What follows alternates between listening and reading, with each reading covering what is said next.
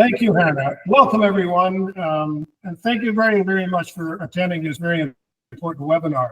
My name is Dave Castles, President of the Coalition for Canadian Police Reform. I would like to open our webinar by acknowledging that we are on the traditional territories of the many First Nations, Métis, and Inuit, whose first footsteps have marked these lands for centuries. An important step in reconciliation is our acknowledgement of traditional land.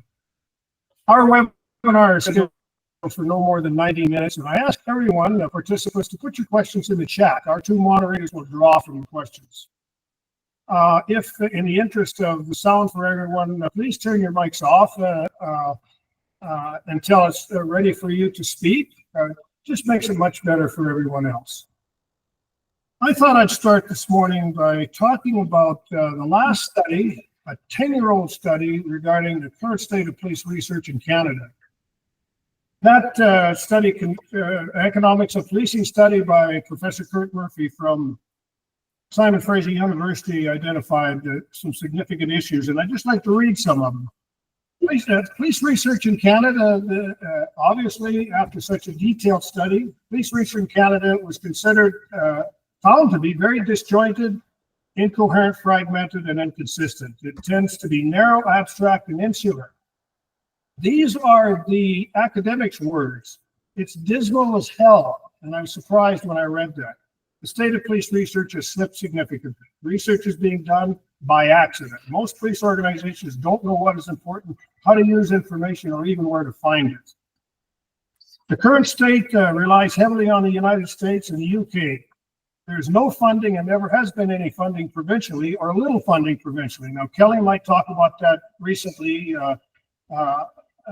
The federal government has withdrawn support for police research centers, and there is a need for the federal government to re-engage and provide resources. The key recommendations coming out of the study was that we need to create an adequate funding mechanism in Canada for police research. Break down the silos of organizations and entities involved in police research. Foster the development of cooperative partnerships involving the police, governments, and academics, and create a portal for the timely dissemination of research findings, including creating of a national entity.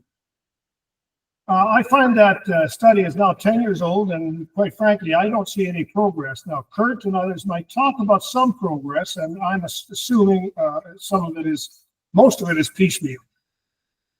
But now I'd like to introduce our two co-moderators, and I'm going to read from their bios, because I think it's quite important. And then when I finish reading the bios, I'm literally going to turn the webinar over to Nancy and Jen, who will guide us through the discussion. Nancy and Jen will introduce our speakers, and I thank and welcome our speakers.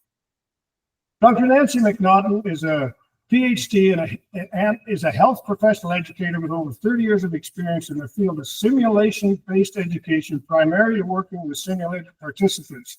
She is an assistant professor and instructor with the Institute of Health Policy Management and Evaluation in the Dalla School of Public Health at the University of Toronto, and a scientist with the Wilson Center in Research Education at the University of Health Network. Dr. McNaughton works with a broad range of professional groups, both inside and outside of healthcare. She has delivered educational programs for a number of police services over the last 20 years. Nancy engages in research locally, nationally, and internationally, and designs and delivers curriculum, evaluation programs, and as well as designing and implementing regulatory, certification, and licensing programs for national and provincial organizations. She is a critical quantitative researcher with special interest in the role of emotion and effect in professional development. And more importantly, Nancy is one of our board members of the coalition. Thank you, Nancy. I'd now like to introduce our second co-moderator, Dr. Jenn Schulenberg, an assistant professor in the Department of Sociology and Legal Studies at the University of Waterloo, specializing in policing, youth crime, mental health, vulnerable populations, research methods, and crime prevention strategies. She earned her PhD in sociology from the University of Waterloo in 2004, her master's and honors bachelor degree in sociology and anthropology from the University of Guelph. Her academic experience is evidenced by receiving several awards, including the Governor General of Canada's Academic Gold Medal, Outstanding Performance Award in Research, Teaching and Service, and in 2019 recognized as an international expert in policing with her appointment, I should say, as an EU Erasmus Teaching Fellow at the University of Graz. She pioneered systemic social observation in Canada, and her methodology was adopted by research at the University of Oxford, RAND in Europe, and the UK Association of Chiefs of Police in the UK. She has conducted approximately 3,500 hours of patrol ride-alongs in police services across Canada and the US.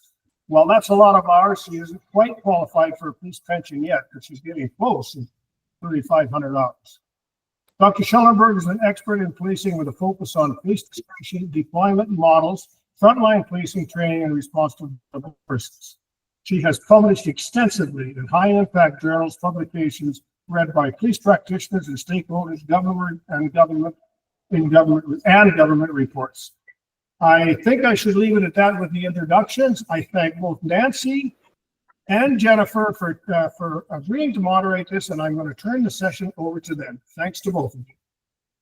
Thank you, Dave. Thank you for that introduction. I always find written introductions so hard to cope with on this end. So yeah, thank you. And just as a way of organizing our next 90 or so minutes, what we're going to be doing is introducing each of the speakers when they're about to speak. We're going to give them about 15 minutes to speak on the state of policing research, and then allow maybe 5 minutes for 1 or 2 questions from the chat for each. And then at the end, when we have more time left, we will open it up for larger discussion. So that's, I think, how we're going to make it happen. So to start off, we're going to be seeing Dr. Kirk Luther. So welcome, Dr. Luther, who's a professor in the Department of Psychology at Carleton University. His research interests include improving investigative interviewing practices for vulnerable populations, which I find really interesting. And he's also more notably a founding editor of Applied Police Briefs, which is a great online resource that I really hope you'll speak a little bit more about. So welcome to our conversation today about the state of policing research in Canada. Looking forward to hearing from you. Thanks very much, Nancy, and thanks to both you and Jennifer for moderating this session. And a really, really big thanks as well to Dave and John for inviting me along. Very privileged to come and talk to everyone, very honored to come and talk to everyone today. And, to also be here with these great speakers, with Chief Johnston and Dr. Sundberg, really looking forward to hearing what they have to say as well. So, just to kind of follow on with what Nancy had said. So as you can see up here, okay, I'm pointing to the right side. So just last summer, we started what's called Applied Police Briefings. And so I wanted to kind of talk about that first and get that out of the way, because that's going to kind of, I think, guide a lot about, what I'm going to be talking about here today. So my colleague at Carleton University, Craig Bunnell, he reached out to me with this great idea that he had. He wants to make policing research more accessible to the people that we really need to get it to, and that's police officers. And so essentially what we do with this publication, we publish it quarterly. So we have 2 issues published so far. It's completely free of charge for people to access. And our goal with it is to get really good policing research in the hands of practitioners. So as academics, we have this really bad habit of writing in a way that no one else can understand. Even other academics can't understand it half the time. And so our goal with Applied Police Briefings was to try and make that research more accessible. So in all of the articles, we talk about, why the researchers conducted the study, what they actually did, and then how the police can actually use these findings. And so, this is a very new venture for us. So if you have anything that you'd like us to do in the future, we're always open to these suggestions and happy to kind of do these things. And the briefs are about 2 to 3 pages in length. So again, we try to make this really digestible for people, really accessible. And it covers a range of topics within policing, everything from, my area of specialization in terms of memory and investigative interviewing to things like use of force and SWAT teams and women in policing. So all kinds of areas that we try to cover off with our briefs. Okay, so thanks for letting me get that plug in. So I'll just kind of ramble on for a little bit, but I'll try not to talk too long because I'm more interested in kind of the question and answer part of this webinar. But if you know any academics, that's difficult for us because we kind of like to hear ourselves talk a lot. So I will try to break that mold here today. So, I mean, just to make sure we're all on the same page, but I really don't need to tell people this because I'm sure you're aware of it. We, whether it's Canada, the US, there's this really heightened scrutiny of kind of policing in terms of one of the major recent catalysts with the murder of George Floyd in terms of, these enhanced or increased calls to kind of defund the police. Discussions around the role of police in responding to things like mental health crises, the over-policing of marginalized communities. So all of these things really kind of bring the police into the forefront. And what I think that, this webinar and what the CCPR does and other groups like it is a chance to really kind of address some of these issues and really kind of enhance the professionalization of policing. And so that's where I think, academics, so the nerds can kind of come in and help out a little bit. And so, again, when I talk kind of about the things that I want to talk about, I fully recognize that the job that the police have is really complicated and really complex. And my job's quite easy and quite low stress. So we get to take the issues or challenges that police face, and then we try to bring them back to the lab and get some answers for people and try to make their jobs a little bit easier. But as you know, we run into quite a few challenges while doing that. And so I'll touch on some of those in my spiel. But yeah, so research can really help kind of play a critical role in kind of informing police practices and different policies. And then, really good policing research can lead to better outcomes. So whether that's better outcomes for law enforcement, better outcomes for the community in terms of, just using evidence-based practices, in terms of building that trust, creating safer communities. And I think what we'll see when we hear all the speakers today and with the questions and answers is that this theme of this, sustainable collaboration kind of coming through. And how do we achieve that? How can we achieve that across Canada, which is huge, and we have fractured policing in terms of the different types of organizations, whether at the federal, provincial, municipal, Indigenous policing levels. Right, so let's talk a little bit about some of the challenges in policing that I've been thinking about for a long time. I don't have any kind of magic bullet solutions for them, but yeah, so it's just stuff that I'm hoping we can talk a little bit more about today. So one of the big limitations that we run into, of course, is funding limitations. Everybody needs money and there's never enough of it to go around. And so one of the big ways that we fund policing research is through SHIRC. So it's one of Canada's 3 tri-council funding agencies. But when you're looking at the success rate for that, hovers around 20 to 30%. And then you're talking about short-term funding as well, maybe a year here, maybe 2 to 3 years there. And so this kind of reliance on short-term grants really hurts that sustainability in that collaboration, because if you have these great ideas but you are unable to pay research assistants, for example, to help out, then the project really can't go ahead. And so what happens is that you have these kind of delays in communication, these delays in kind of still working together. So that kind of, stops progress, I guess, from happening. One of the other really, really big things that we've kind of run into is data availability and access. So understandably, the police are dealing with incredibly sensitive and confidential data. And so it's very difficult to kind of create that collaboration where, researchers need to kind of examine the data to provide different tips or advice or provide evidence-based guidelines. And so one of the things that we found really helpful in that regard is that when you have a champion kind of on the inside of the police force, so someone that will vouch for you, someone that will kind of help you navigate all the red tape and all of those kind of issues that go along with that. And kind of on the flip side, in terms of, you know, the different goals that we might have, so some of the goals in terms of academia or some of the ways that our job is structured is that we typically need to try and publish things in high impact journals, and the police might not want to have certain bits of information published, or if things, you know, aren't going so well, may not want to have that published.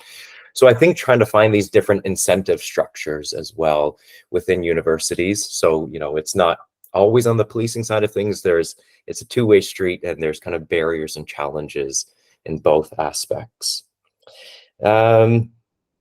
Yeah, and so when, you know, I talked about kind of getting access to the data, and I get it as well. Some academics are not very nice people, to put it nicely, because we're being recorded. And so it takes a while to build that trust with police organizations that, you know, there are a lot of researchers that genuinely want to help out and want to make the jobs of the police easier. And we can't do that unless we're kind of let in. But again, I fully understand kind of the, you know, the challenges associated with that, and how, you know, people have been burned before, and it's really hard to kind of earn that trust back.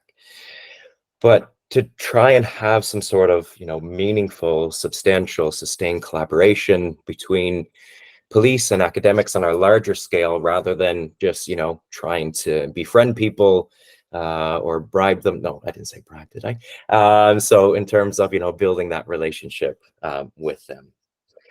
And I think one thing as academics that, you know, I didn't realize kind of earlier on in my career was really trying to talk about the benefits for police. So, you know, when I would kind of approach police or try to pitch research ideas to them, it was just, oh, hey, this would be really an interesting question to answer.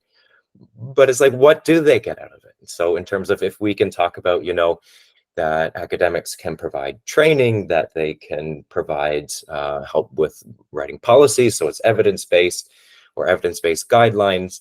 Because again, this all helps in terms of accountability. So when officers have to justify what they did, why they did, if they can point to the science, if they can point to the evidence to justify their actions and behaviors, then again, that makes their jobs a little bit easier. Okay, so that's some of the challenges. I want to talk a little bit about some of the opportunities I think that, you know, we can really strive for in Canada. And so one of them is, you know, a national police research strategy. So in terms of, like Dave was talking about, you know, there's no funding any longer to have these kind of police research centers. And so I often look to the UK, as I spent a few years working in academia there, and noticing and being part of that academic practitioner partnership with police organizations. It was much more kind of ingrained in the culture in terms of working together. And so, for example, the UK, they have the Policing Academic Centres of Excellence. So they have this national funding body that works to create these different centres that are targeted on different areas of policing.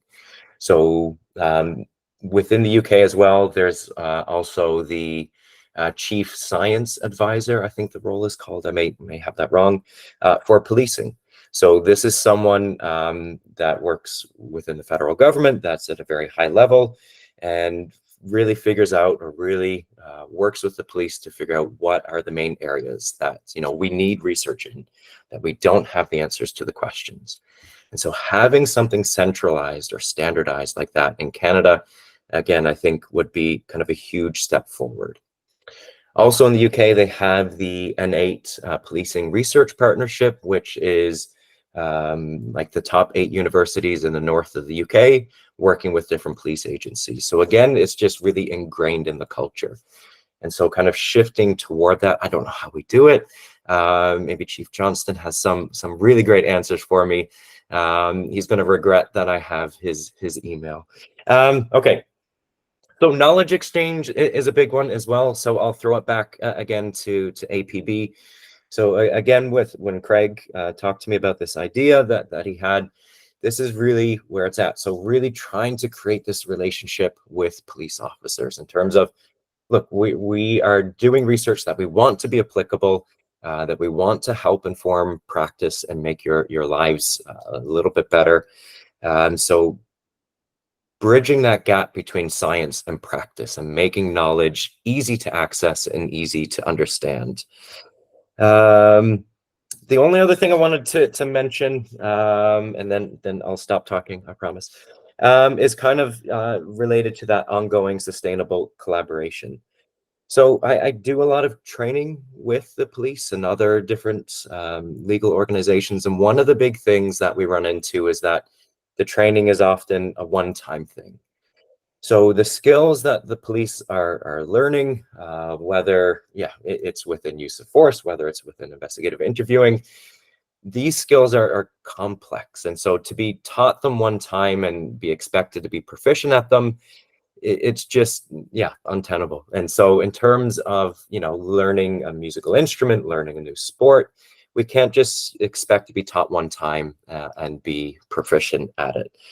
So I think, again, one of the things with this kind of ongoing collaboration and this partnership is having these mechanisms for ongoing learning. So whether that's e-learning platforms that are set up that police can access, but finding out again, what skills are needed and how we can make sure that they're at the top of their game type of thing.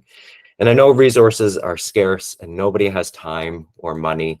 But as academics, a lot of us apparently don't like ourselves. And so we do a lot of this stuff for free as well, again, to try and inform practice and help out. So I'll try to leave you with a bit of inspiration rather than just kind of leaving it on doom and gloom.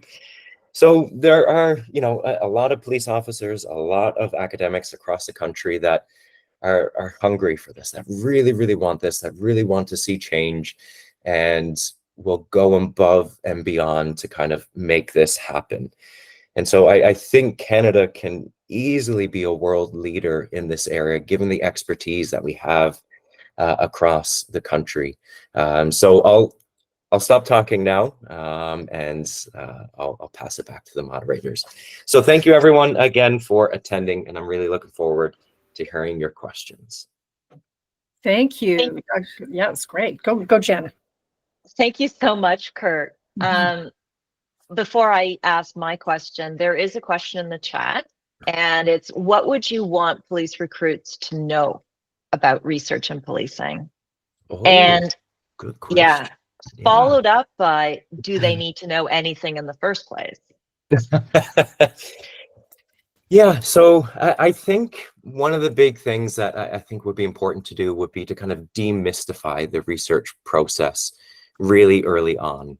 So talk about what research can do, what it can't do. So, its limitations but what it can help you out with in the job. And I think, I don't know what this would look like, but almost like a repository of researchers across the country that, you have their expertise. So if you have a question on investigative interviewing, all of these people will pop up and then you could contact them to ask them questions. So for example, I'll get random questions from police officers that, just come across my name just from Googling, or that they've heard from a friend, or I've trained them, and they'll look for the evidence on certain things. And either I can provide it to them or someone who can, or, that is one of the things that we'll take to the lab and we will try to find an answer for them. So I think it's about realizing how research can make the job better and how it takes some of that pressure off in terms of accountability. So in terms of being able to speak, like I mentioned earlier, about why you did certain actions, being able to point to the evidence to say why you did certain things. I wanted to follow up with something that you briefly mentioned, which was this whole notion of an ingrained culture in the UK in policing and academia. Yeah. And as you are aware, it's quite divisive in the policing researcher community here in Canada. Yeah. So what would you suggest would be moving us forward, both on the police side and the academic side, to start doing that intentional engagement to rebuild trust? Yeah, I mean, yeah, fantastic question. I think if I had an answer for you, we probably wouldn't be here today. And yeah, I don't really know. And so one of the big catalysts in the UK was in the early 90s. They had a few really high-profile wrongful conviction cases, the Guildford 4, the Birmingham 6, and that was one. There's a few others, of course, but that was, I think, one of the big catalysts that happened, that they really took a look inside and said, okay, we got to be doing things a little bit differently now. And they set up this working group between academics and practitioners to try to find solutions, to try to find ways forward.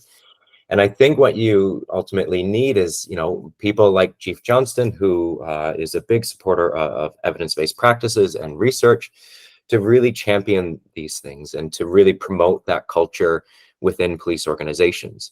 And as anyone here knows, change is slow to happen.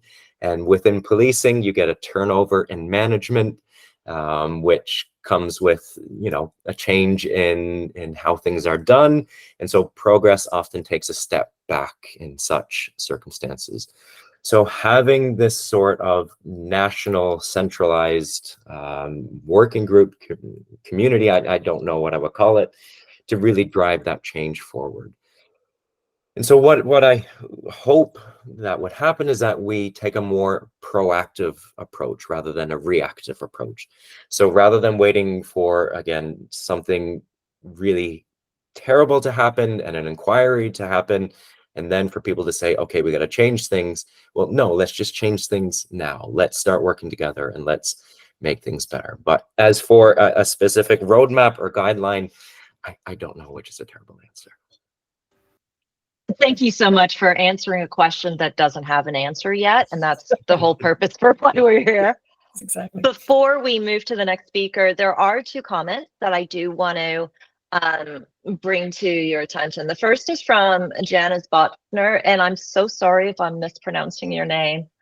In academia, the incentive, that tenure and promotion, which you're also going to be dealing with, we've got course, time frames, teaching loads, and that really has become a barrier to being that responsive and reactive.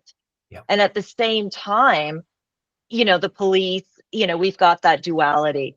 The second comment was from Damien Coakley, and full agreement with you. Police recruits need to know about policing research, and they should know about it at the earliest stage. Mm-hmm. Joined the police in the early 80s when training was very centric focused. While there is still validity in centric type training to a degree, like anything have to become more holistic, and the blinders have to be taken down.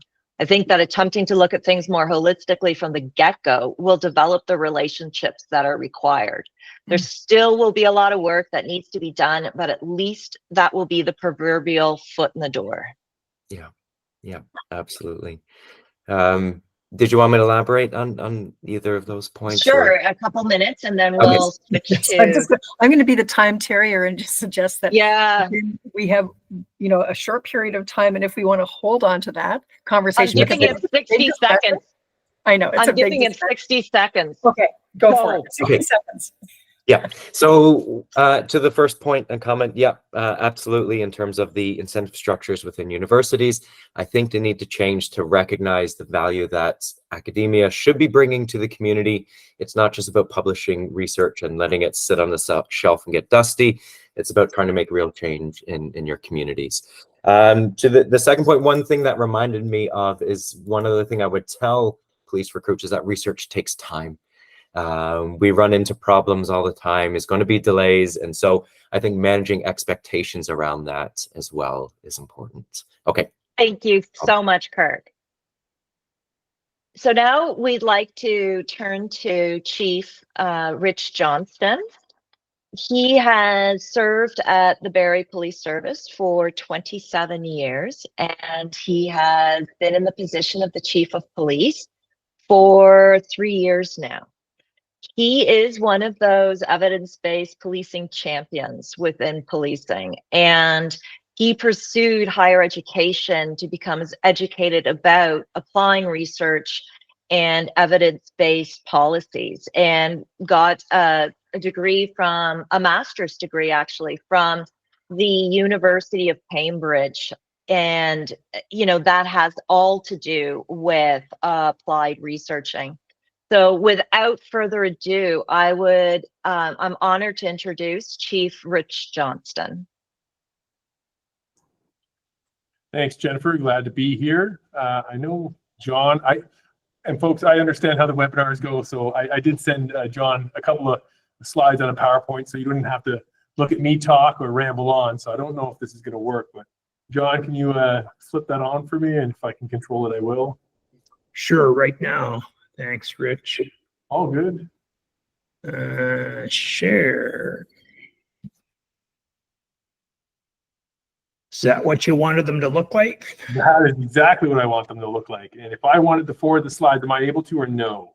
Well, if you see a 1 in a long gray button at the bottom, that's the control.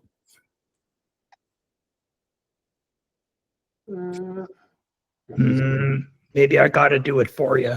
Yeah, you might have to. Don't worry, and it's not too consequential, but I just something to look at instead of my face. So awesome. So I'll get going here, respecting. I think I have this packed down to just a few minutes of your time. So I am very thankful. Thanks, Jennifer. I'm very thankful for the opportunity to provide my thoughts on the state of police research in Canada today. I am a passionate believer in the value of research and the impact it can have on improving policing across a broad spectrum of areas. I will begin with the caveat, as is necessary, that these are my views and not the views of the Barrie Police Service, nor any association or organization I belong to. I will provide my insights that are admittedly incredibly limited. I know there is so much research going on, but around what and specifically where I'm ignorant to, and that is part of the problem. I'll provide some rambling random thoughts that may or may not add to this web panel discussion today. I love policing. It has, in a very real way, shaped who I am today. And if anything I say is taken or understood as a negative comment on policing in Canada, it is interpreted in error. I am critical of policing out of a genuine desire to see it improve. The coalition's website there, David, I think you added it in, the formula down the bottom there, trust plus efficiency times research, knowledge translation equals effective policing. I think in Canada, we all want this.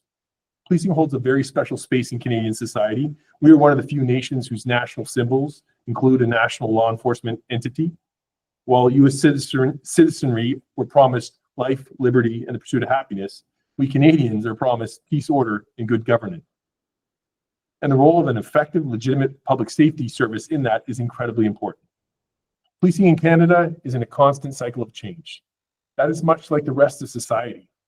While historically, it is focused far more on a law enforcement in its self-defining role, I would offer it appears to be more moving toward a far more complex, comprehensive societal role of public safety. Expectations of what we do and why we do it matter. There's a demand for policing to behave in a manner that is reasonable, logical, defendable, intelligible. Why? Because in a liberal democracy, which Canada is, we police by consent. And that consent is daily strengthened or weakened by our interactions with our communities within the Canadian context. And I will jump to the context here. And in the slide there, Justin Stephen Googe, to his honor, apologies on the pronunciation, in the 2014 authored Policing in Canada in the 21st Century, New Policing for New Challenges, Academies of Academics, was based on an expert panel on the future of Canadian policing models that highlights many of the challenges faced for Canadian policing, not the least of which is the Canadian context. With constitutionally defined roles and responsibilities breaking up of policing between the federal and provincial bodies. I won't belabor this point, other than to say this is where we face a challenge when it comes to impacting policing nationally when it has to be delivered provincially. Using Ontario as an example, there are 44 police services in addition to 10 Indigenous self-administered police services. Yes, standardization becomes a challenge, especially given the different roles police play, but the concept of what standardization even looks like is what we're really focusing on. What should policing look like? We've historically had policing conducted by well-intentioned people who want to make their communities safer.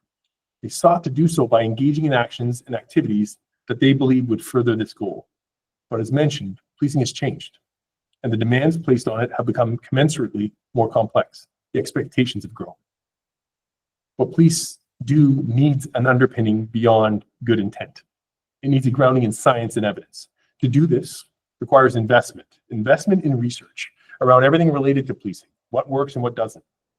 As a guiding principle, policing should mirror evidence-based medicine and seek to do no harm.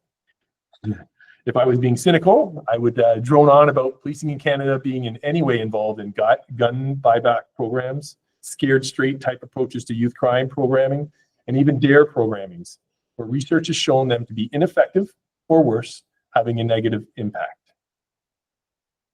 I do want to echo David's comments on the 2014 article that was circulated by Dr. Griffiths, The Economics of Policing, which was agreeably less than flattering picture of research investment in policing in Canada. And these are admittedly cherry-picked comments, and the first one was already spoken about, policing research in Canada being disjointed and incoherent. It's also described as the current state is one of fragmentation and isolation of governments from one another. These are not the most critical comments, but I would suggest that a decade ago, our context lent itself to our situation. That context has not changed, and perhaps not much has changed in policing research either. In September of 2024, that's the other article on the paper, and I will put the links in the discussion, the London, UK-based behavioral insights team released a report on the broader discussion on the international investment in research and social services, including policing and public safety. Australia, the UK, the US, and Canada were sourced. The investment in research has been notably lacking. Obviously not in defense spending though, and particularly in the US, they spent a lot of money on that, but it was noted there wasn't a lot of rigor in the evaluation of that investment. Besides defense, the only other area of spending was health. All other areas have not seen a notable investment, and it is very, very small.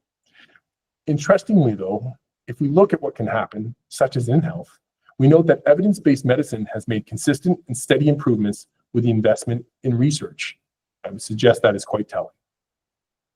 With respect to research dissemination, both the decade-old report and the 2024 report noted a lack of strategy and unifying organization to support this effort.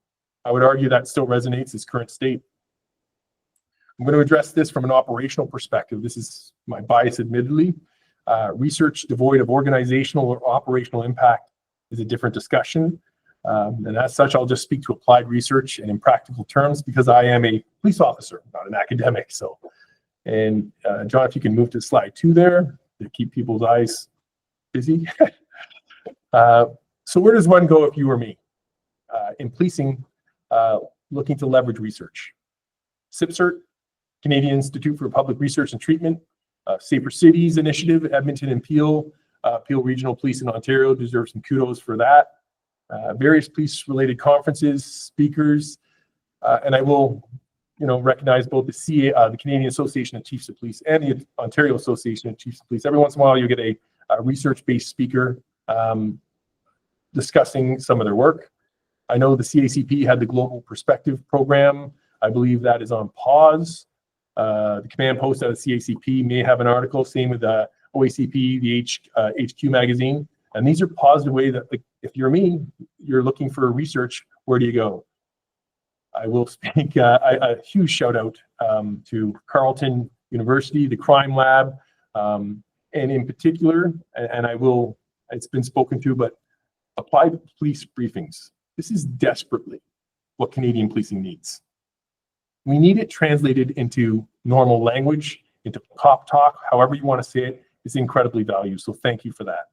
The Canadian Police College is currently having there's a new offering of a data-driven organizations course, and it's welcome news. I know the instructor, very capable and intelligent, so excited for that. But again, it's where are we getting our research from, and how do we keep abreast of things? Again, the Coalition for the Canadian Police Reform, the Canadian Society for Evidence-Based Policing. It's moved forward, bumpy, fits and starts, but I would argue it's still a viable yet underused vehicle. These are just a few of the associations, programs, mediums for knowledge dissemination. There are so many others. And remember my limited knowledge comment. I have no doubt that many of you are thinking about, what about X, Y, Z? Agreed. But none of them that houses them all. And I'll come back to that shortly. John, you want to move to the next slide? Thanks. I want to jump over quickly to possibilities and what's on the horizon, what works operationally, where research meets the operational road.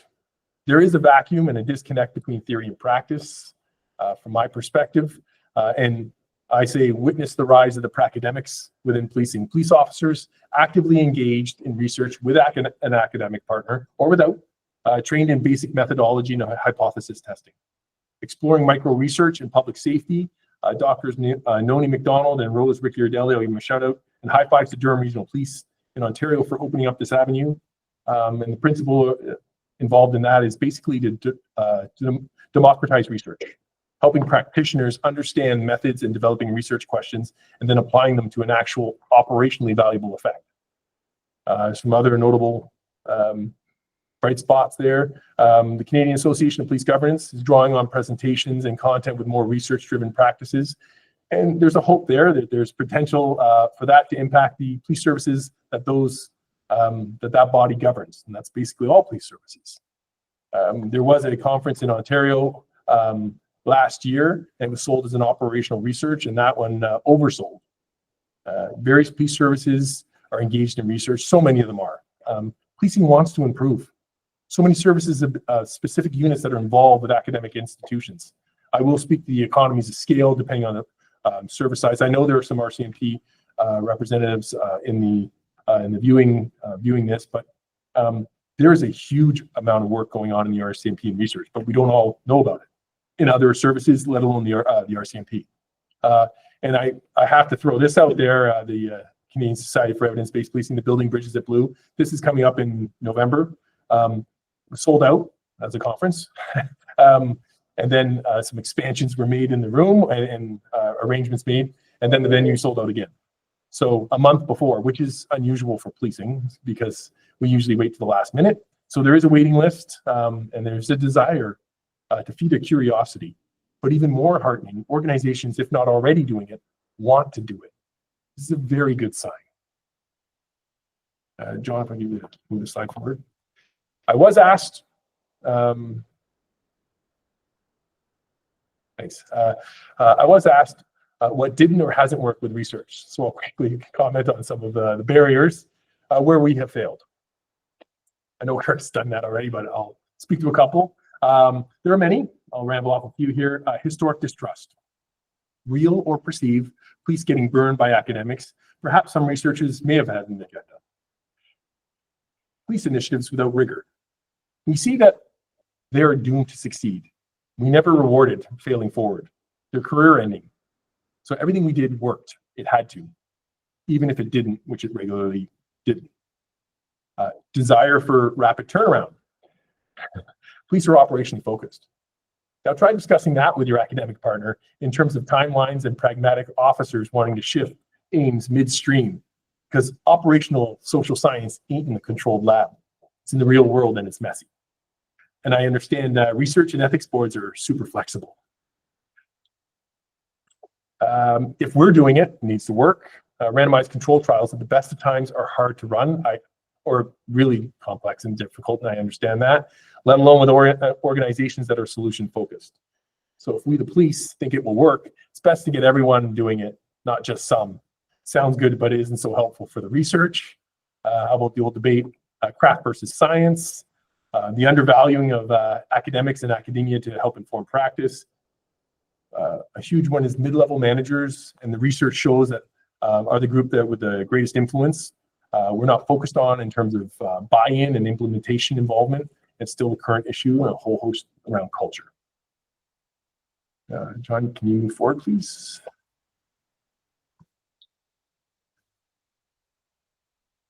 But it is in these failures that we see opportunities for success. An appreciative inquiry approach with an academic partner goes a long way. Perhaps catastrophic thinking may be a little too prevalent in policing. Realistic timeframes when understanding the academics' need for REB approval. We can only say with a degree of confidence, if doing an RCT, that something is promising if we value the purpose and function of the control group. Rigor and experimental fidelity do matter. Research informed by practice brings people with you. Experience can be and needs to be valued and weaved into research. Again, this is a criticism, but to get policing better, and I do desperately want it to do so. Policing, 3 months at a police college, shooting guns, spraying pepper spray, handcuffing, and learning an operational understanding and application of provincial and federal laws and officer safety does not make us experts at complex societal issues and challenges, or organizational change management, or understanding any number of fields of social science where maybe, just maybe, our academic friends might just offer a potential insight or two. We need to be open and receptive to learning and not having the answer for everything, because we don't. Implementation science, so it's a science. Just tell them to do it and they will is not part of the game plan for getting buy-in and bringing people with you to try a new research-based initiative. Policing needs to take a look at effective change management. And I'm going to change directions here. John, can you go to slide 6 there? I'll just speak quickly to other countries, what we can learn from other countries. I think the New Zealand Evidence-Based Policing Center that is federally funded has great lessons for us to learn. The funding and the center in particular. I think the College of Policing in the UK and it's What Works for Crime Reduction website is incredibly instructive and helpful, and I'll put that link in there as well. The existence of the college as an entity is my huge takeaway. The George Mason Center of Evidence-Based Policy Matrix, also hugely valuable. Yes, the matrix is helpful, is a helpful tool, but the academic institution supporting policy is my point. Canada needs to encourage curiosity and critical thinking in policing, supporting a demand for practice to be evidence-informed and research-based. Research has a huge value in policing. If policing is expected to be done more effectively, it should be embedding practices that we know work, or at the very least are shown to be promising based on experiments. But we shouldn't be learning about it 20 years into a career like I have. We need from the outset an exposure to the value of research-informed practice. This is very much what drew me to the Coalition for Canadian Police Reform.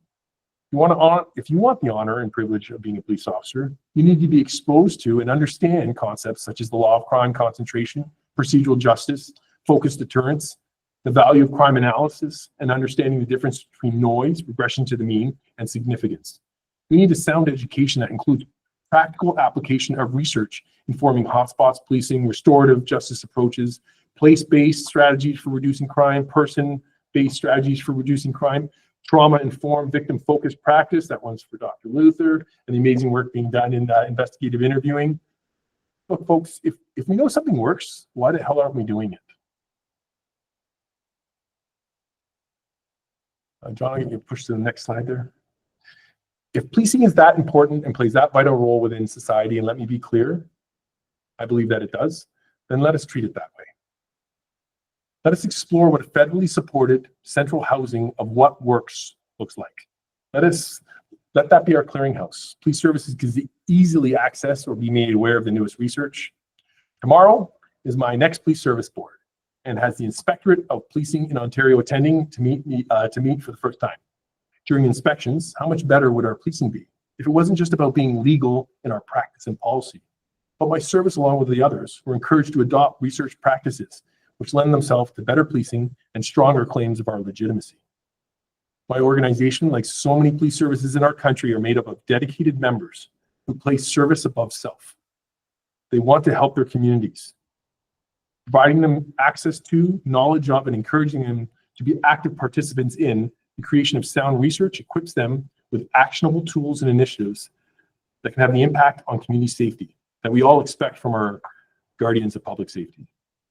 So I'll hand that back after that soapbox talk. So thank you for that. Wow, that was lovely. That was absolutely wonderful. There's some thoughts and some, I had a question in the chat, but I actually think it's a little bit larger conversation than just for you. But thank you, Chief Johnston. That was very thought-provoking and inspirational, actually. So I'm actually going to leave it there. Jen, do you have anything you want to add right now? I'm very conscious of time. Yeah, Just to let you know. one question for you. Do you have any insight in terms of getting buy-in at the front line?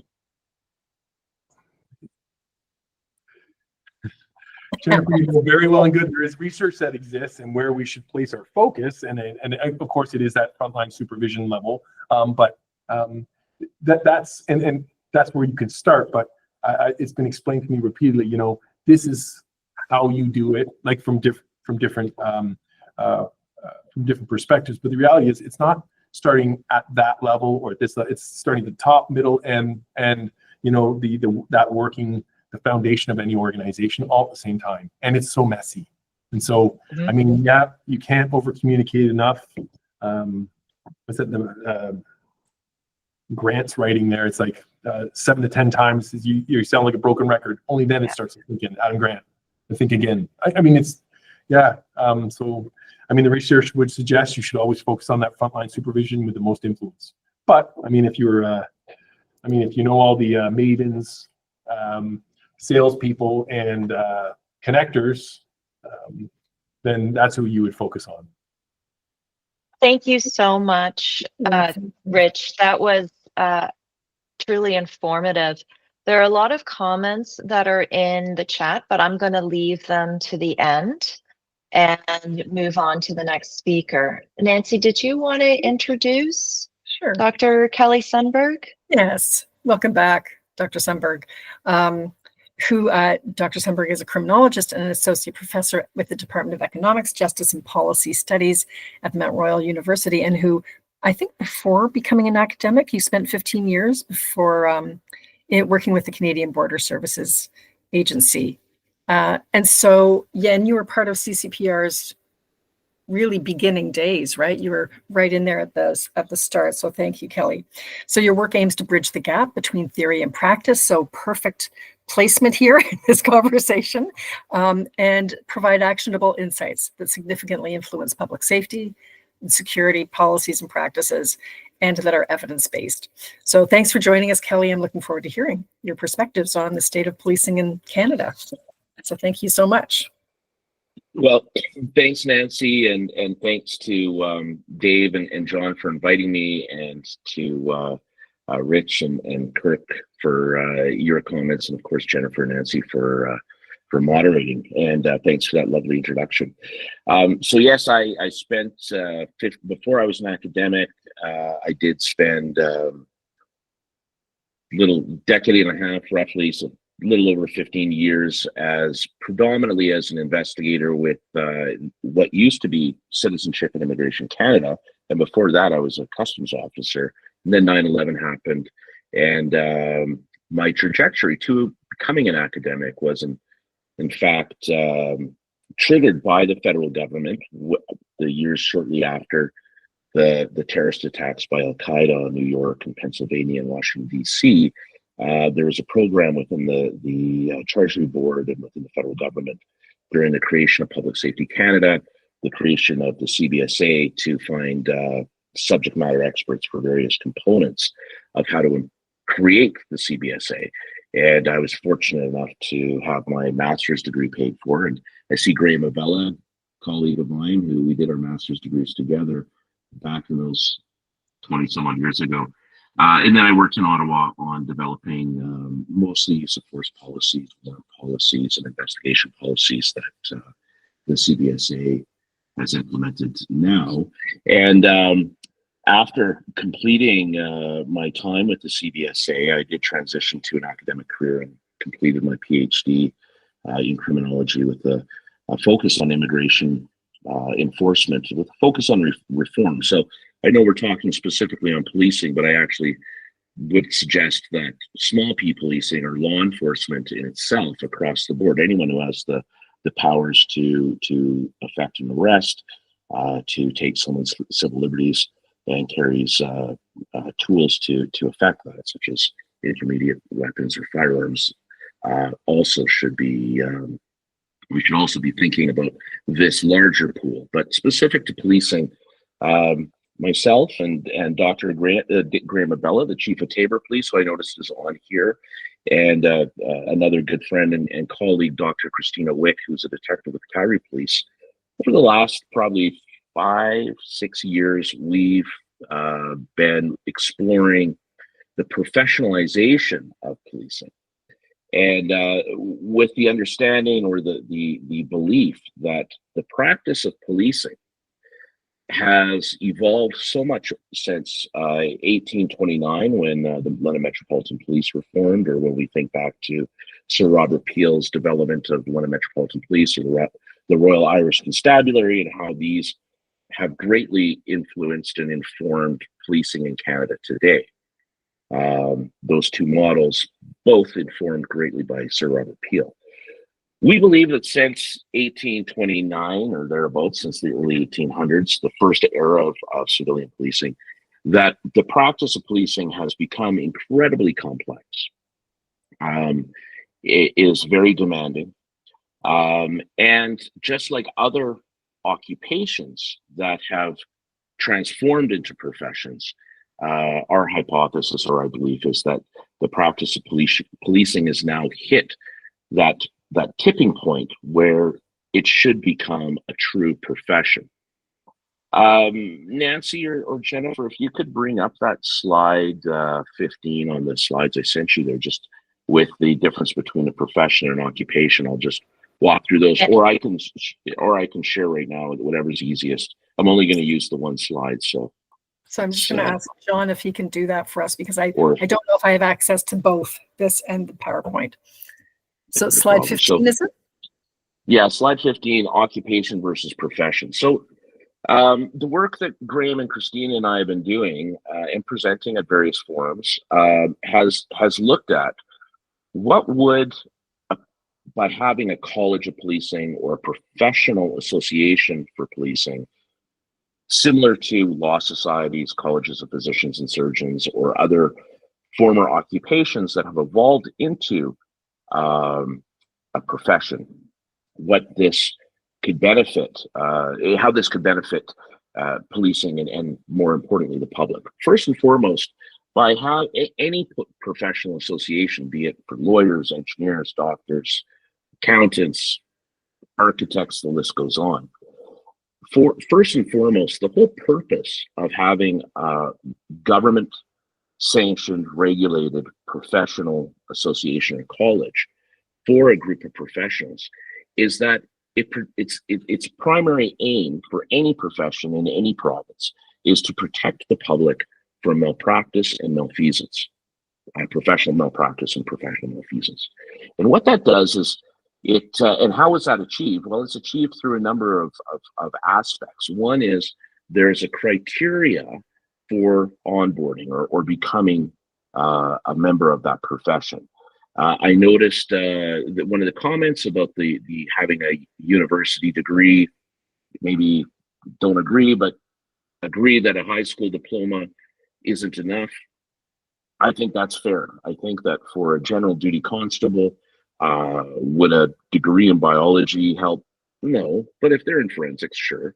I mean, they would understand the scientific method, and there's completing a 4-year undergraduate program does provide a lot with respect to time management, and learning how to do research, critical thought, and these sort of things. But nevertheless, our belief is the first aspect is protecting the public against professional malfeasance or misconduct is critical. That is the focus of the professional body. The second is establishing the requirement. What is the minimum credential or minimum knowledge and experience required to engage in that practice? And this is where I think one area that policing falls short is that the requirement for instance, a doctor, a physician, or a dentist, architect, or engineer, or any other profession is very much the same coast to coast, a physician who's practicing medicine in the far north will meet the same requirements to be held to the same standard as a physician practicing in a busy urban center. Their education will be comparable, their experience will be different, but still relevant, and their scope of practice will be the same.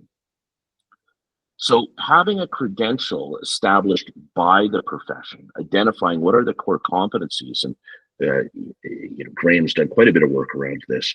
What are the core competencies of police officers? What do we want our police to be?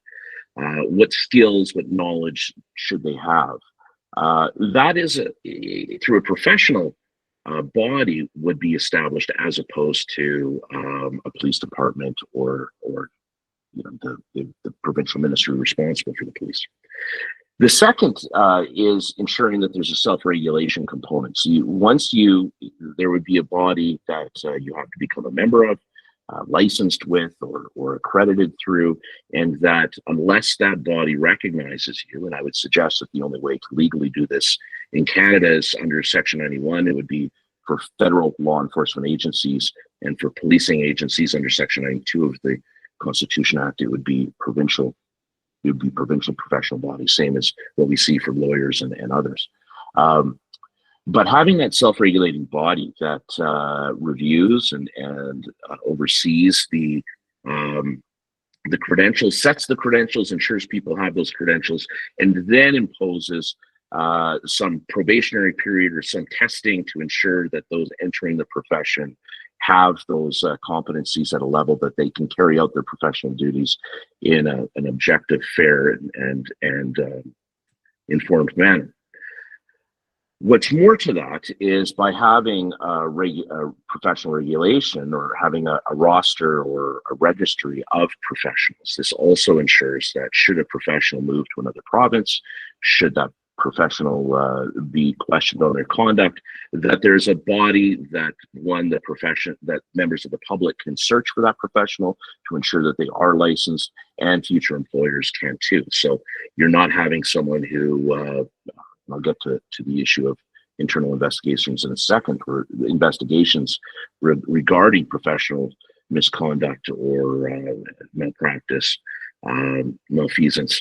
Get to that in a second. But having a body that registers people is really important. The second is or the third would be the scope of practice. So I'm of the firm belief, and having worked in law enforcement at various levels and various locations across this country, it's clear that there are a lot of people engaged in law enforcement and policing that do not actually have the education, experience, and qualifications that match the duties they're doing. I'll use the example of cybersecurity. There are cybersecurity investigators with every major policing service in this country. People who are dedicated to one of the most fastest growing and destructive crimes, especially addressing the elderly, where they're getting scammed, and these sort of things. So cybersecurity as well as industry. What's happened is that we have people who get promoted to investigative positions in these departments, or in these divisions of policing departments, that don't necessarily hold the educational credentials, the knowledge, or the experience specific to what is cybercrime and how is it best investigated. There's quite a spectrum of skill set. That, in my mind, is unacceptable, especially when you think the victims of these crimes are predominantly the elderly. You would never have a dentist who performs a physical on you, and if you do, you should probably call the police. And vice versa, you'd never have a physician who then gives you a root canal. So there are scope of practice. We've seen this mission creep that's existed within policing, where police are expected to do more and more and more. Police are now expected to go into the area of social work, going into the area of various community engagement. And to expect somebody who has maybe 6 months of academy training and a high school or a 2-year diploma being able to effectively engage in these practices is highly problematic and in my view is actually quite irresponsible. A professional association, a professional college of policing would set the scope. It would say, here is what you do. For those who don't have their cameras on, what I'm holding up my hands, the guardrails or the lane. Here's what police do. Police officers perform these functions in society. These are their duties. And when they're engaged in those duties under the professional association, they're covered. The association will ensure that they have the skills and necessary knowledge to perform those duties, and will give them the resources and prove as a resource for them. And I'll get to the next point. I'm kind of out of order here on the points. If we could get that slide, that'd be awesome. But nevertheless, when we have set parameters for what they can do, again, so that we don't have, we'll say for John, for you, we don't have physicians who are doing root canals, and we don't have dentists who are doing heart surgery. That is, we don't want to be bleeding into others. I will remind everyone that social work is a registered profession, and there is a college in this province, in Alberta, there is a professional association that governs and licenses social workers.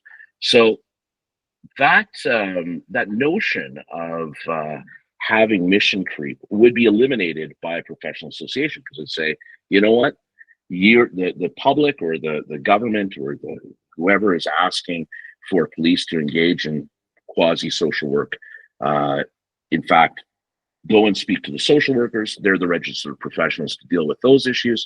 The police deal with crime prevention, investigate crime, and the administration of justice. So the enforcement of laws.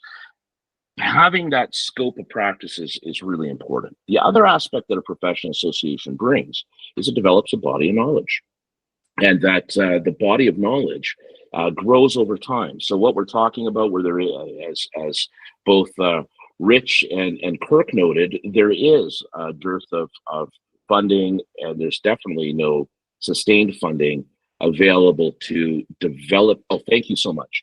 To develop research that's specific to the practice of policing. We need more of that. Myself, Graham, Mabella, and Christina Witt, and some others, we were successful in acquiring a $100,000 grant from the province of British Columbia to conduct research. But that was, we produced a report, and we did some presentations, and it was found with some interest. But nevertheless, that was a one-off, or that was a rarity, as Kirk pointed out. Going through SHIRK or other funding, it's a lot of work, and the success rate is very low. By having a professional association, it would assume that responsibility, that having that body of knowledge, or developing that body of knowledge and refining that body of knowledge in an ethical, professional, and rigorous manner, is what really would be the key to advancing the practice. Just as we see with law reviews, medical journals, and others, it's time that a professional association exists to develop a similar body of knowledge, either internally or supporting that through external groups.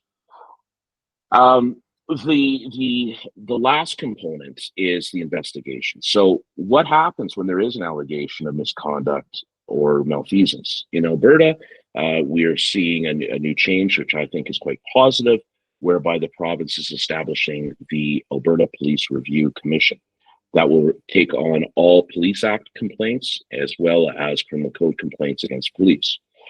So similar to what British Columbia has in some regards, moving the oversight and the investigation of police to an arm's length body separate from the agency itself, where the decisions are being made by a professional college or association, I think would ensure that the outcomes of those investigations would be objective, that we can learn from them, that they would be formative in nature, and that most importantly, it would demonstrate to the public a level of trust and legitimacy and credibility in the police and those who perform policing functions. So there we have the slide up. So the barriers to I know time, and I am an academic, so I can ramble on for 10 hours straight without a pee break. Barriers to entry. So when we think of an occupation, those are typically, those are there is some general requirements. An electrician will take certain courses at a college, and there's very similar components to occupations. Policing, what you're getting in BC at the JIBC, or in Ontario, or at the Chief Crowfoot Training Center in Calgary, or other academies, is going to be similar, but it's not going to be standardized. Moreover, who created the curriculum? How was it assessed? How does it evolve? How does it develop? These are issues that I believe need to be done in a very, very rigorous, comprehensive manner, where you have academics and police practitioners working together through a professional association to achieve those, identify what is the entry requirement, developing that body of knowledge, having the self-regulating organization to manage it all, ensuring that it's focused on public accountability. And with that, it does come with social status and prestige. Not that that's an important component, but I do think for recruitment, it will be much easier when the profession of policing advances, and we don't have nonsense where we have detectives engaging in cybersecurity or cyber crime investigations when they don't have any background to computer science or cyber crime. And that is a problem.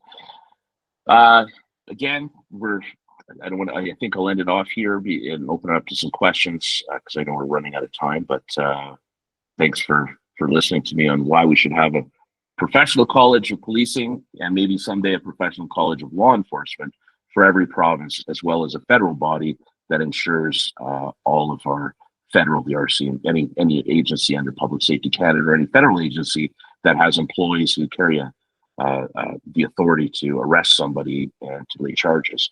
I think we have to look at this in a global spectrum. Start with policing, sure, but let's not lose sight of the fact that there's a lot of people in this country who are not police officers, but do carry firearms, that do have powers of arrest, that also have to have proper oversight and governance. Wow, thank Thank you you. so much, Kelly, for doing Yeah. such a good overview of the professionalization and the need for it. There are comments in the chat that are speaking directly to that. And Damien Coakley says, I taught in police foundations at Algonquin College for over 10 years. And while it is a good program overall at the community college level, I honestly think it can go a lot further too. I like the approach that Charles Sturt University in Australia takes, that in order to be accepted into, I believe, the New South Wales Police, you have to successfully take the 2-year equivalent to the Bachelor of Science in Police Sciences. And there was another comment also to this regard, in the sense of, again, whether the notion of recruits, requiring a university degree is misguided. That said, simply having a high school education is not enough. And maybe this speaks to all of you, but what type of education, beyond policing, right? Because police foundations content varies greatly. Recruits go to JIBC, OBC, Depot, and so forth, and then they have to relearn everything when they get to the police service they're going to. There you go. Well, a few things on that, and I see some other comments there with regards to the computer science and that.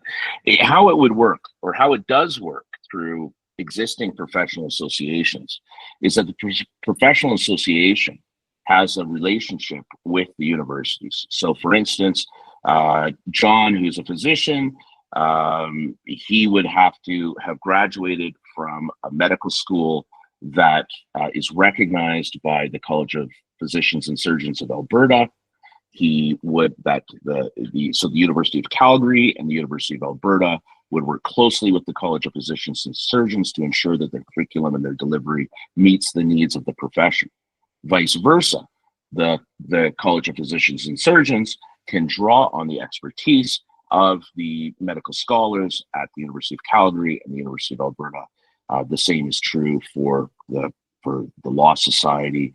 You cannot get a law degree in this country that you can practice with eventually unless the Provincial Law Society recognizes that law program and that the National Bar Association, or National, whatever it's called, also agrees. And this goes on for all of these. So when we think of, to answer this in as succinctly as I humanly possibly can, in essence, what the education is it a college diploma? Is it a certificate? Is it a degree?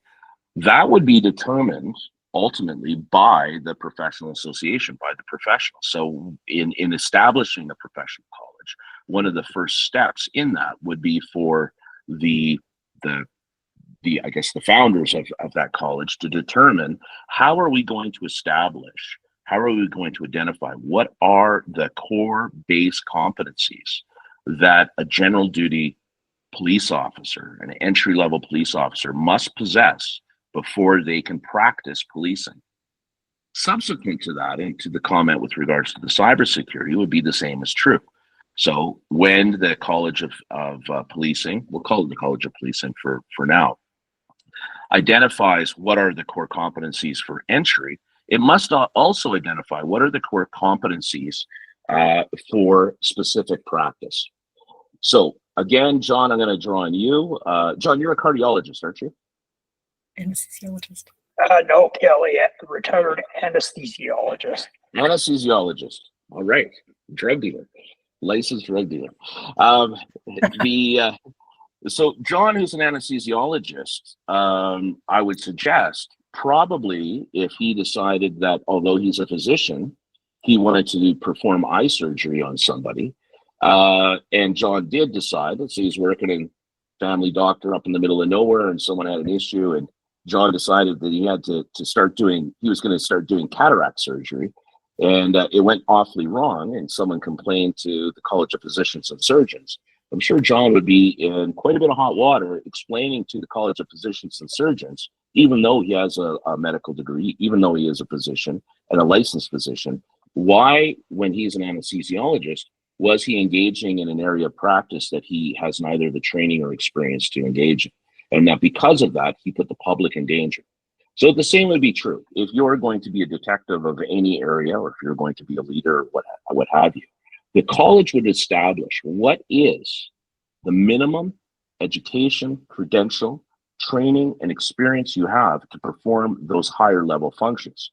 So you'd have an entry level of competency that you would have to achieve and demonstrate.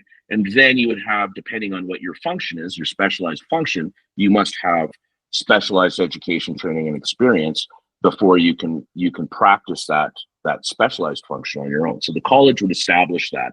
And if you engaged in activities or practice outside of your scope of what you've been trained to do and what you have experience to do, you would be engaged in malpractice. That's true for any profession, and I think it should be true for policing. The last aspect on that, with regards to, with regards to developing that specialized training and the relationship with education institutions, that would be ongoing efforts between the professional associations and those universities to create those bodies. But the bodies themselves would have to be adherent to the professional College of Policing. So if you're at Mount Royal, my program, Mount Royal University, where currently, I left law enforcement 17, 18 years ago. So talk about out of practice. It's been a long time since I put anyone in handcuffs, or you know what I mean. It would be inconceivable that you would go to a law school or to a medical school or to a dental school or to an architecture school or to an engineering school at a university where your faculty do not also belong to that professional association. At Mount Royal University, all our nursing professors must belong to the College of Nursing. call it the Alberta College of Nurses. They can't practice, they cannot teach. So you would start to see this intertwining with the professional college and intertwining with universities. They wouldn't be separate. So so for instance, the college, we'll use the example of cybersecurity. The college would establish, the professionals would establish in conjunction with the academics, what do we need our detectives who are engaged in cybersecurity, what's core competence and skills do they need to do to best serve the public, to best understand the law and take legal to enforce the law with regards to cybercrime, and what tools do they need to prevent cybercrime. Those would be identified in collaboration between the professional body and the university, where there would be courses and courses of study and corresponding scholarship, evidence-based, so there would be research that would inform the curriculum, which would inform the delivery of that education. And then there'd be some assessment to ensure everyone who's doing that actually has the knowledge. Does that answer that question? I'm so sorry, Kelly. Yeah, I'm so sorry, Kelly, but there's a really good question in the chat, and Cal Corley has been waiting patiently. So if I could, Cal, if you could keep it to a brief, I can then get to a pin question from Janice McCansky. Sounds great. I've enjoyed listening to the conversation at this point. I'm going to come back on a point just when my closing remarks, but it's the Charles Sturt New South Wales Police arrangement was born out of crisis, and I'll come back on that. The second, so I'm going to take a bit of an alternate view on this, more to spur some thinking and discussion. I think in Canada we've got, we're not the UK and we're not the US in terms of the volume of research at all, but I think that there's plenty of research capacity and activity taking place. If we think, from coast to coast, from Simon Fraser and UVic through to Memorial University, there's no lack of research going on at universities. My own organization, the Community Safety Knowledge Alliance, we often team up with academics on our research agenda. We're a membership-based organization. We support a group of 9 chiefs of police across Canada. With a research agenda supporting their needs. We ensure knowledge diffusion from that.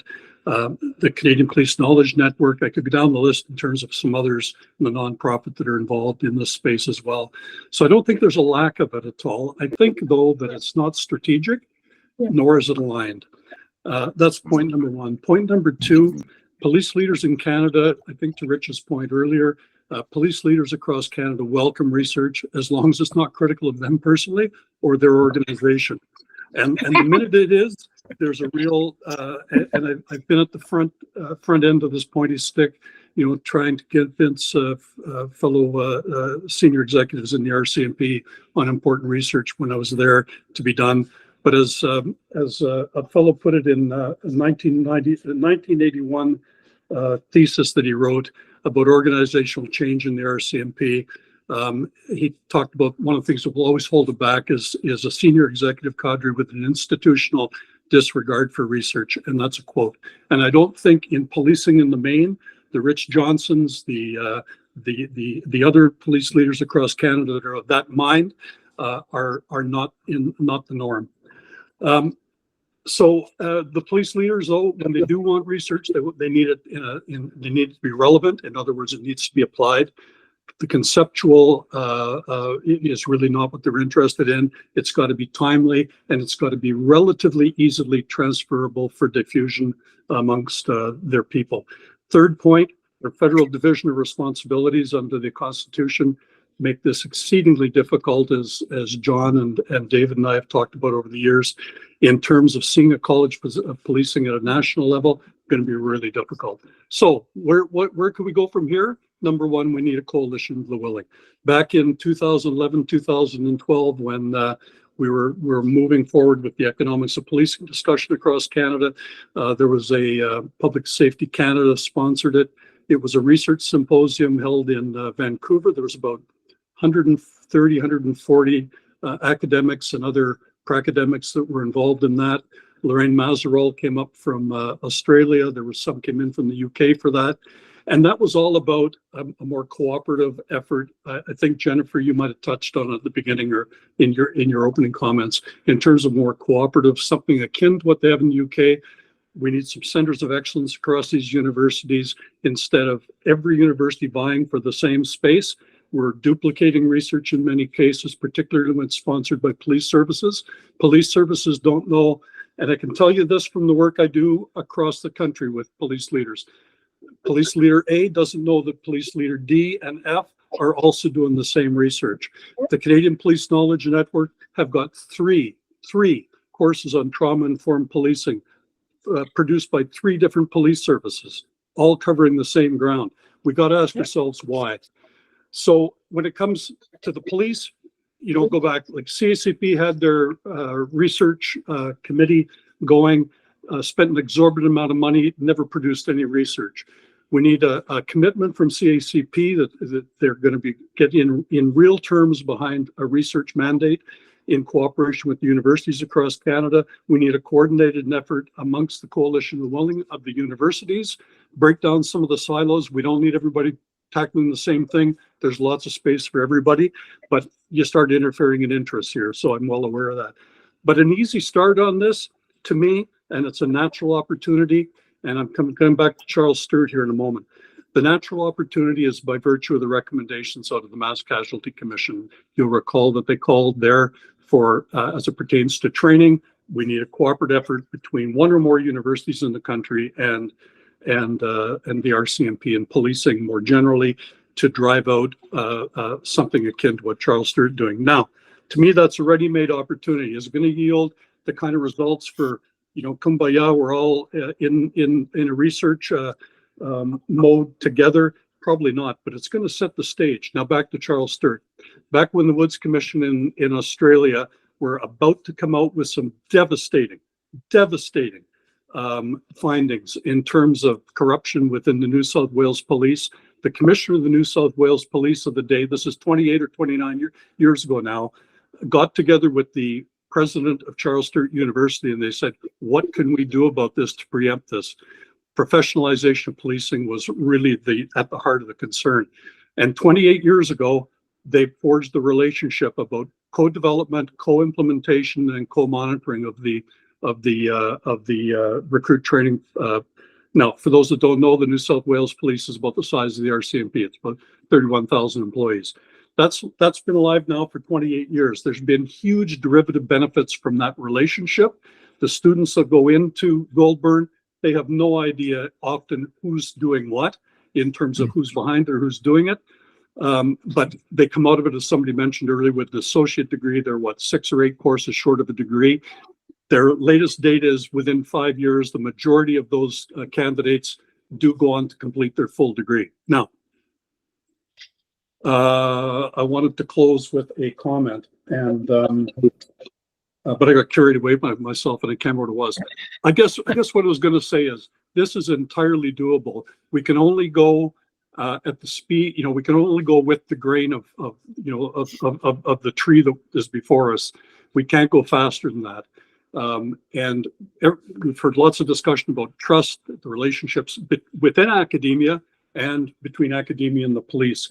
But if we start small and where there's already an opportunity, and that opportunity is laying there. Oh, Charles Sturt, Lethbridge College and Medicine Hat Police, Lethbridge Police, Tabor, I think Graham, your group was involved with it.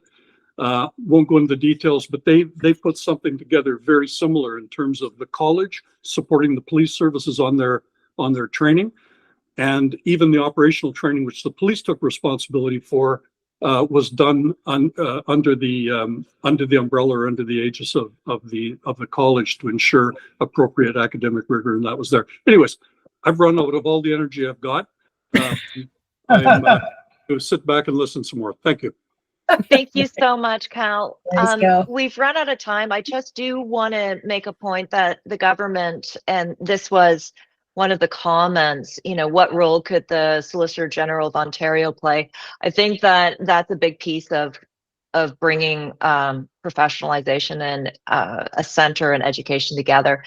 I just, before turning it over to Dave to close us out, on behalf of Nancy and I, thank you so Yes, much, thank you.